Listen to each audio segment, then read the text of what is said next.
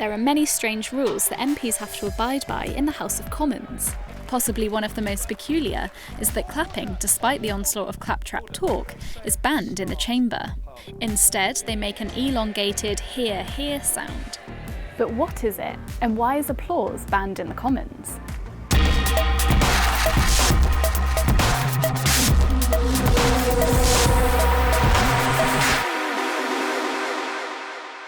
The noise was established in the early 17th century and began as the statement, "Hear him, hear him." Over time, however, it's morphed into one continual and somewhat slurred ear sound. Like most parliamentary proceedings, this rule has been established through continued use and is not written in standing orders.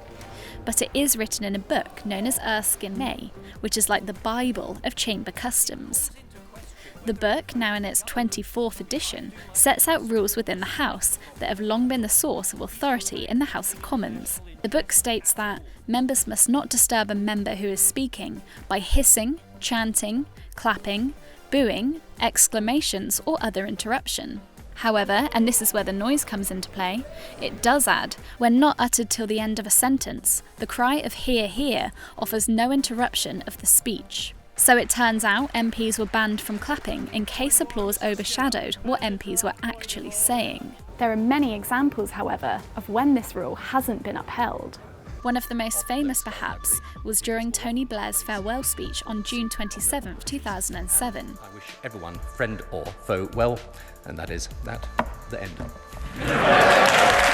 The former Labour leader was applauded in a standing ovation across the party benches after his 30-minute speech in the chamber. And despite the deep-rooted practice, the Speaker of the House, Michael Martin, did nothing to stop them.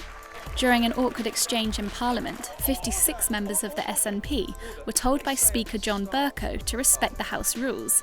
That the convention that we don't clap in this chamber is very, very, very long established and widely respected, and it would be appreciated if members would show some respect for that convention. And it's not just clapping.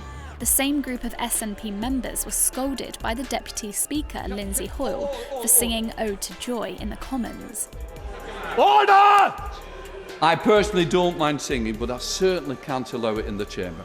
But even Bercow himself has allowed applause to erupt in the Commons after he spoke during a debate on Donald Trump. He also did nothing to stop Labour MP Hilary Benn's speech drawing cheers and applause when he addressed the House on the Syria airstrikes vote.